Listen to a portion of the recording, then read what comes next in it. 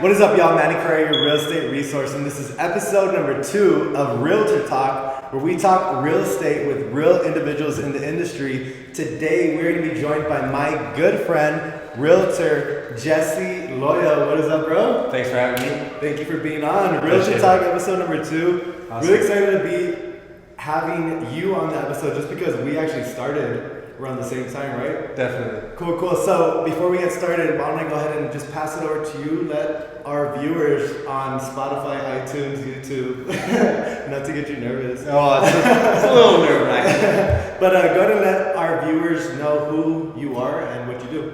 Awesome. So my name is Jessie Loya. I've been in real estate for the last 2 years. I'm about to renew my license here in September. So I started the listing position with Zia about 6 months ago.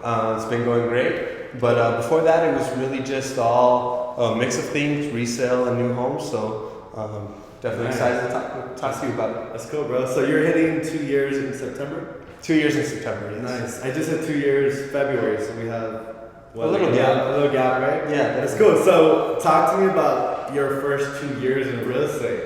I know my fucking first 2 years have been crazy, bro. So I can only imagine, how's that experience been for you? So the first year was a little rocky, definitely. I was just trying to grab every deal that came my way, of course. The second year, I've been focusing more on listings, so just representing sellers, and it's kind of given me the freedom to choose the buyers that I want to work with. Right. And the cool thing about it is I'm listing exponential new home companies, so we're including all basically the upgrades with other builders as a standard with us. That's cool. And it's really just boosted my business, just because everything that you see like in the gourmet kitchen behind us is a standard with Zia Homes. So I get a lot of calls from people who can't necessarily afford the price point that we're at, but they're definitely wanting to come into new home ownership, and they what do you feel like right now? Because I feel like just El Paso in general has been booming. Like right now we're in this new subdivision, right? Like I actually have never even been in this part of El Paso. Bro. Yeah, you're asking me for directions. I was asking you for directions, but talk to us a little bit about this subdivision and where do you think El Paso is going as far as the new development growth? So it's crazy. This subdivision, they released a certain amount of lots. We actually didn't get one of the biggest amount of lots in here. The biggest amount of lots was 80, and it was for Classic American Homes. And they released 80 to them and 30 to each other builder. There's only 4 builders in here. It's us, Classic American, Accent Homes, and Edward Homes. Okay. Classic American got the most lots. But just what we're doing, we're trying to target a second-time home buyer price point. So including all the amenities that you want with a second-time home buyer, but in that first-time home buyer price point. Right. So that kind of separates us from the competition.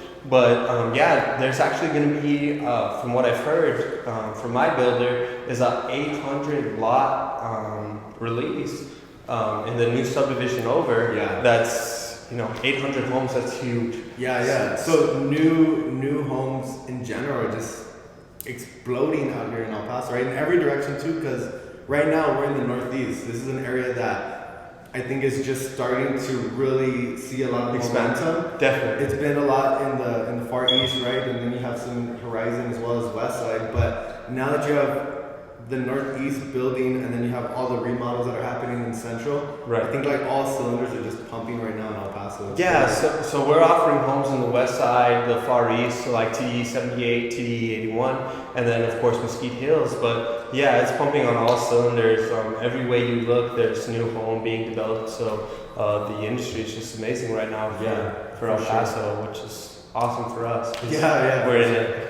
Yeah, definitely. I'm getting a lot of even, out of town buyers, people that are East Coast, West Coast. Yeah. And they're looking at El Paso, and it's getting a lot of attention just because our price points are dirt cheap compared to what they're working with over there just to get an investment in property or a decent home, Yeah, that's the thing. People can afford it.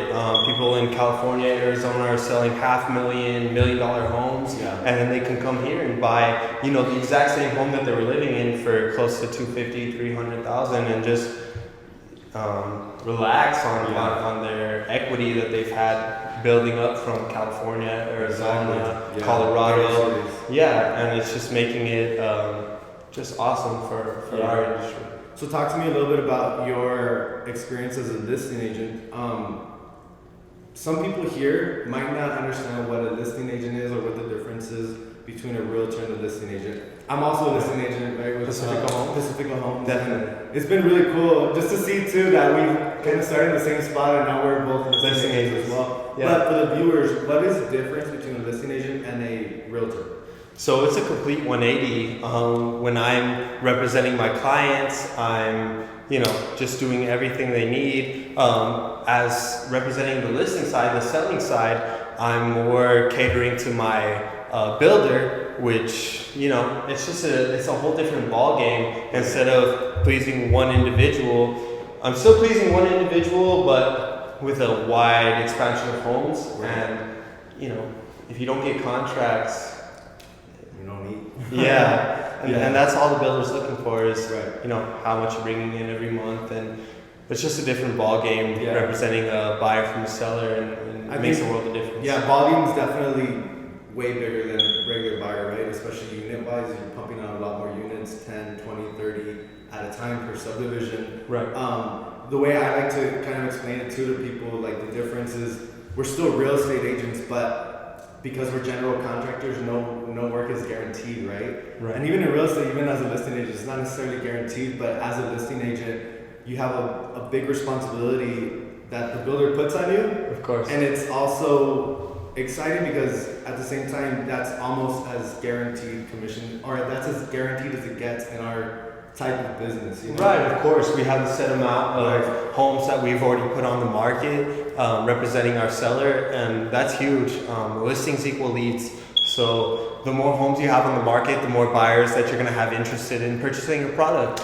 And that's a huge thing when it comes to real estate. I learned that it's really not working the buyers as a listing agent, it's more working the agents as a listing agent. Right. So you change your demographic to working agents, your peers, people that list homes with you, and basically your competitors, which is a whole different ballgame because you're just trying to accommodate to them instead of your buyers, and you want to bring them the most value possible, so they bring the clients to you to sell your product. Yeah, as a listing agent, I think it's super important for us to build that relationship with other realtors, right? Because other realtors are bringing us the buyers. Of course. So how important do you think it is, not only as a listing agent, but as a realtor in general, or anyone trying to start a business off, how important is it for you to network?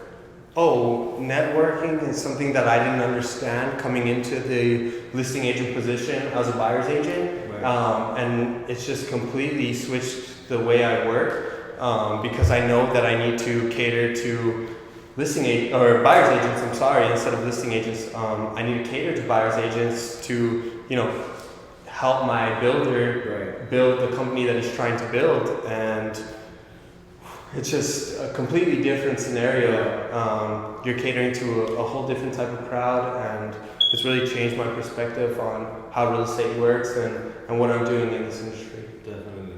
Now that you have this responsibility as a listing agent for Zia, do you feel like you've taken the gas pedal off on maybe the other clients that aren't necessarily new construction, your resales, and other listings like that? Have you taken the gas pedal off that, attention off that, or is it still kind of? It's still very broad. I will never take anything away from another client to service a different client, just because he's providing me, so much inventory. Right. I won't take anything away from another client because everybody deserves your individual attention, and especially with buying the biggest investment of their life, you need to cater to them. So I don't think it's taken anything away from my resale business. It's just made me better in my resale business as far as what I need to pay attention to detail with and what I need to accommodate to. I'm trying to focus on listings this year and just accommodate the seller to deliver more value to provide more referrals because obviously we work off referrals and that's a huge part of our business. What made you shift into more listings focus this year? Was your first 2 years more buyer based or? It was, and the reason why is because buyers are a lot quicker. When you get a buyer, you know, find what they need and then you lock them down on. As long as you listen, right? Right. As long as you listen to what they need. But it takes a lot of time. You need to cater to their time frames of when they can see homes and when they're available. The listing side is actually providing me more time to spend with my family, right? Which I like a lot more because it's more just you know, answering phone calls, scheduling appointments, following up, as opposed to, you know, just showing homes and it's just kind of freed up more of my time in a sense where I can just be more of a family man. Yeah, that's cool, man. Especially since you do have your kids and obviously your girl you want to come home to, right? Of course. I think for me, for sure, like it's always been buyer. Like when I started, I was swamped with buyers. You know? Exact same way, yeah. But I think as I've gone, even though I've had a lot of great experiences with listings, like I just listed the day before yesterday at Quadplex. I saw that. Yeah, we just got it executed. Like, awesome. Congratulations. Yeah, appreciate it. Definitely. And it was great. That feeling's amazing. But I feel like there's so much fucking stress when it comes down to listings. Like, oh yeah. Even as a listing agent, it's great. I love the stress and the workload. But I feel like I can't go home and relax because I'm like it's more sold yet. It's more but less. Yeah. Yes, it's more attention to detail. It's more mental than anything. Where buyers are more physical. Right. You're just out there doing the legwork. Yeah. Sellers is more, you know, catering and you're thinking of how you can market, how you can do better by your seller, and you know that's huge. Yeah, for sure. It just opens up, you know, more marketing for you and more opportunity. Yeah, especially people driving by just seeing your for sale sign, calling and getting information. Like, there's just a lot of ways for you to get more business. I think on listings. Exactly. It's just I think buyers for sure are a little bit more. You're able to control it a little bit more. And just sellers is a little more nerve wracking. Yeah, for sure. You don't want to disappoint. Yeah, for sure. Yeah. I think that's what it mainly is. But I think as long as expectations are set right. Right. You know, there's things that are outside of our control as realtors, but as long as expectations are set right and we're working the best with what we can work. And that's huge. Yeah, you gotta set those expectations so you over deliver and under promise instead of over promise and under deliver. Exactly. So as long as you set those expectations, like this is what it is, this is what I can do for you, and you know, I appreciate your business, I would love to help you, but this is where the lines are drawn. That's drawn. That just helps you, you know, for further down the road when you know, get to the inspection part and you know, your seller needs to come in and take care of the repairs that the buyer's requesting. And also, you know, when you set those expectations of appraisal, like, hey, you know, everything in the subdivision is at this price point, we're going to do a little bit over, but just so you know, this is what's being sold at this price point, you don't disappoint. And that's what's extremely important is not disappointing your clients because like I feel like, and I tell this to my clients, like, I'd rather disappoint you now than later. Right. And setting that expectation is super important because at the end of it, it's like, well, you said all this stuff was going to happen and it's not going to happen. But if you said it like, this could happen, this could not happen. We're at this price point, it could happen, it couldn't. You know, so setting the expectation is super important. And I think the only way you even learn something like that is going through the deal, going through it and making mistakes and things like that. Experience is the best teacher. Yeah. So for sure, I think that just in the last 2 years, you and I have both learned a ton, right? Oh yeah. You were actually featured on our vlog. As we were talking, I was just remembering, like, you were featured on one of our vlogs. Cause did you close on that house? Yeah. Which house was it? It was on Pebble Hills. Oh my God! Across from Valor. Valor Point. And I had the hardest time with that listing. And obviously in the Far East Side, there's a lot of challenges that you could face. So much construction. New construction. It's huge. It's everywhere. Yeah. So you're a resale, you're a used home, and you're competing with new construction. Of course. And price points are very, very similar, you know? So they fluctuate. I remember you reached out to me and you gave me some advice and told me. Do you me, remember that advice? Yeah. And basically you just told me, focus not only on sales price, but also the terms and advertising the terms, marketing the terms. So we did that. We changed some things on the listing, and we ended up getting a buyer within that week. So it was crazy. Yeah. It was super cool. But I think that moments like that or lessons like that. Yeah. When one realtor can share that with another realtor, even though in a sense we're competition. I think that just sets a tone for the type of individual that you are, and also the type of market that we're trying to create too. Yeah. Because I think at the same time, with all the information that's out there and all the success that could be attained, there's no shortage of it. So when people are like, very, very stingy, greedy with information or knowledge, it doesn't do anyone any good. No. And I think those types of individuals are what has set sales in general just, as a negative point or viewpoint. Right, and I agree with you completely, because if I don't provide the knowledge that you need to close the listing that you have, how do I know that you're going to have that same knowledge when I bring my buyer to your listing, or vice versa? Right. I want to provide you with everything that I have, so that way when it comes to me and you doing a deal together, it's flawless. We can close it without any speed bumps. We can, get to our common goal, which is your buyer closing on a home or your seller closing on a home, and vice versa for me. I'm trying to provide for my family. You're trying to make a career of yourself. Exactly. And that's the end goal. We're trying to sell homes and trying to provide our clients with as much value as possible. If you don't know everything you can do to provide the value for your client, how do I know that I'm in the best situation as far as representing a seller? If you bring the buyer to me and I'm representing my seller, how do I know that you're providing the best value to your client to close on my seller's home, which I need to do to provide value to my seller? So it's extremely important to share knowledge and I think there's a tone as well for how the market should be and should work as well. Of course. So I think little things like that is really helps us kind of change the market, set a tone and the standard. Definitely. I would say for the market too. For the millennials. For the millennial market. Yeah. Definitely. We're a younger generation, doing real estate. What do you think about that? I've been able to see and learn from people doing real estate for the last 10, 15 years, 20 years. Yeah. And I've learned some old practices, and I've also been able to experience and see the shift and take advantage of the new practices too, right? Of course. So how do you think that shift has really affected the real estate industry? So it's incredible because it's just a different way of doing things. The old industry has a certain way of how they do things, and it's super,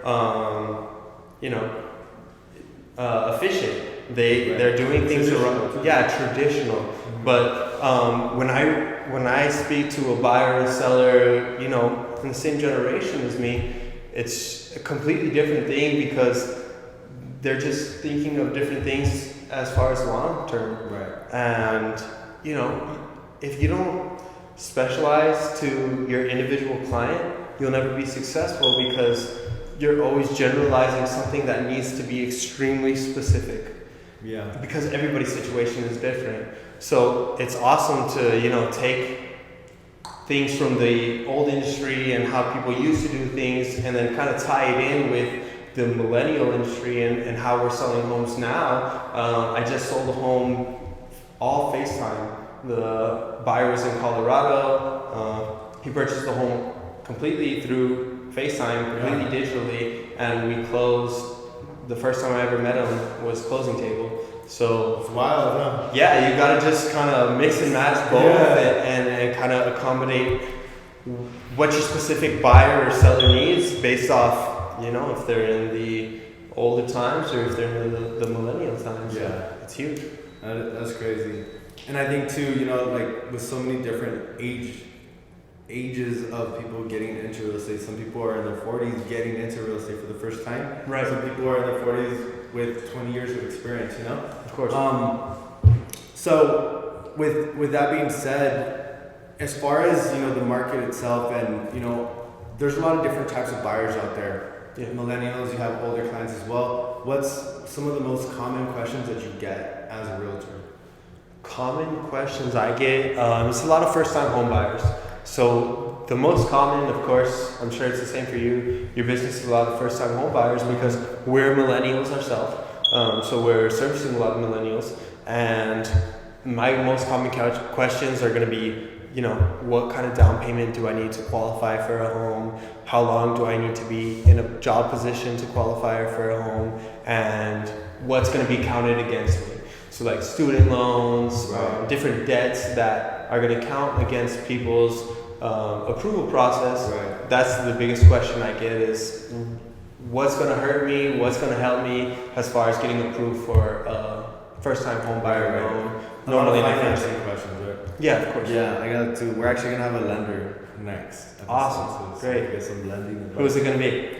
Manny, we're gonna put. I love it. Shy ass I know, he doesn't even talk about it. It should be great. Yeah, he's good. He's a genius. Yeah, he's a genius, and he definitely knows his stuff. So I'm really excited to have him on too. But you know, as a realtor, I'm sure you've seen a lot of different just situations. What are some of the biggest lessons that you've had to kind of learn in the industry on your own? My biggest lesson would be don't rush into it. If a client, you know, needs time to fix our credit, if they need time to pay off certain debts, don't try to hard close them on something that you think fits their best interests just because it might not be what fits their best interests. Right. And you need to just look at every case individually instead of generalizing, you know, I want this buyer to purchase this home. You need to just kind of be patient and specify what your client needs instead of just generalizing everything and rushing people into, you know, what's the biggest purchase of their life. Yeah. Yeah, I've had some really bad experiences or heard some very bad horror stories of, you know, people buying houses and then they're just like stuck. Yeah. They're in a really bad situation and it sucks. It happens a lot. Yeah, it does. And I think that's kind of goes back to what we were talking about, is setting the standard for how real estate should actually work and function and work with all of us, you know, not just some real estate agents, because any real estate agent doing something bad, it's going to affect all of us. Yeah. You know? And that's just the type of industry that we're in right now. It trickles, definitely. Yeah. I know that, you know, starting off, you definitely had some people, you know, kind of mentor or show you, you know, some stuff, and as well as I did. Yeah, you're one of them. Yeah. But, definitely helped me with marketing. Yeah, for sure. Marketing too. Like, I feel like I learned a lot too from just different people and stuff. But of course, how important do you think it is to, you know, maybe attach to somebody starting off as a real estate agent, a mentor, you know, even if you have to pay a split or something like that, is it worth it to get a mentor starting off in real estate? It's huge. So before I actually got licensed, I was Jessica Ortiz's assistant for 6 months. Yeah. If I didn't, you know, do that position and learn what I could from that position, I don't think I would be where I'm at today. And the reason being is because experience is the best teacher. You're not gonna fully grasp something until you've gone through it. And the best way to learn, especially in real estate, because you're dealing with hundreds of thousands of dollars in people's lives, is to learn from other people's mistakes. So you don't make that same mistake, because those mistakes can be crucial to other people's lives. And as you representing them, you don't want to be the cause of that huge financial. It's easy for us to. I remember Lennon said, we don't have to talk about it, but it's easy to make a mistake, right? It's just extremely like easy. One number and could fuck everything up. And just one document, we won't talk about it, but one critical error, not checking the right box in a certain amendment, could cost somebody thousands of dollars. And it's not something that should be taken lightly. Yeah. And if you don't have the experience, you shouldn't risk it. And it's crazy. I was actually under somebody when I did that, which it was a mess, but of course we overcame it. Yeah. But yeah, man, it's legal. Right? It's like crazy. Yeah, if it weren't something that, you know, if I wasn't under somebody and I was just representing somebody by myself, I could have, you know, changed their whole life. I could have ruined something for them that they were expecting to have. You could have ruined a deal, lost a client. Exactly. Messed something up. More than that, yeah. Just ruin somebody's life, and that's not fair. Fortunately, I was under an agent, so where I could learn from that mistake and reprimand it and fix what I did. But yeah, it's huge, man. If I didn't have, you know, if I wasn't in the position I was in and I was in a different position, I could have had a really upset client. I could have potentially lost my license. That's something that, you know, will change not only my client's life but my life. Yeah, for sure. And knowledge is the best teacher. Yeah. If you don't know it, you need to learn it. And if you're not willing to learn it, then you don't deserve to have the position you have, because knowledge is everything. Yeah. And you gotta respect it. We're the professionals. I mean, we're the professionals of Bunbury. Right. We have to. They're trusting us to do the right thing and know what the hell we're doing, right? So of course, we gotta know what the hell we're doing. So yeah, for sure, bro. What, you know, kind of wrapping up the podcast. What is one of your favorite, you know, subdivisions or new development coming to El Paso that you're pretty excited for? It's going to be the Northeast, and the reason being is because even though we got only 30 lots in this subdivision, there's actually going to be a release of 800 lots in the new subdivision in Mesquite Hills. That is huge. This place is growing more than east side, more than the west side. It has awesome views, and people are just, there's a bad reputation for the Northeast, and I kind of want to get rid of that because of how nice it is. You wouldn't even think that there's a bad reputation over here. Right, being here, I mean, the homes that we're providing are just above all other builders. We're providing the most amenities for the lowest price point. The views you can't put a price on, and everybody just has this bad stigma about the Northeast, but it's just growing so rapidly that, I mean, who can complain? I know I can't with my industry. Yeah, for sure. Yeah, I agree. I think Northeast, so we were mentioning, you know, you see that growth happening all around El Paso, so it's definitely exciting. But appreciate you being on. For our guests, where can they find you? So I have 3 different model homes. The first one is going to be the east side. We're selling in TDE 78 and TDE 81. You can find our model home at 14272 Richard Wiles. And then I have our northeast community. That's going to be the Mesquite Hills community that we're in right now. Right now our model is 12045 Mesquite River, but that'll constantly change just depending on what's going to be the closest to complete, because we don't have too much complete inventory out here. We're selling out quicker than we're building. And then we have Enchanted Hills, which is going to be 78 Enchanted Ridge, and then Artcraft Estates. So 78 Enchanted Ridge is going to be our model home for Artcraft Estates right now. We have 6 lots out there, but those provide a bigger lot. So if you guys are looking for more space, definitely visit our 78 Enchanted Ridge model home, and we can show you our Artcraft Estates lots, which are going to be a lot bigger, just to provide you more lot space, more backyard, if that's what you're interested in. Dope. What about social? Social media. So you can see me on Facebook, Instagram. Jessie Loya .realtor is going to be my Instagram. Also, for the west side, you're going to have Lorenzo Provencio holding that down for me. So if you guys have any interest in Enchanted Hills or Artcraft Estates, it's going to be Lorenzo Provencio. You can just Google or Instagram his name, and his Instagram will pop up for that as well. Yeah, dope. Cool, man. Well, thanks again for being on. I'm really excited for your episode to drop. Appreciate it. People to check out, some of your inventory as well. Yeah. And to see where we end up in the next 2 years, bro. It's gonna be exciting. It's a rush. Yeah, for sure, man. Definitely. For you guys watching, make sure you guys tune in every Friday where we sit with real individuals in the industry and talk real estate. We'll see you guys next week.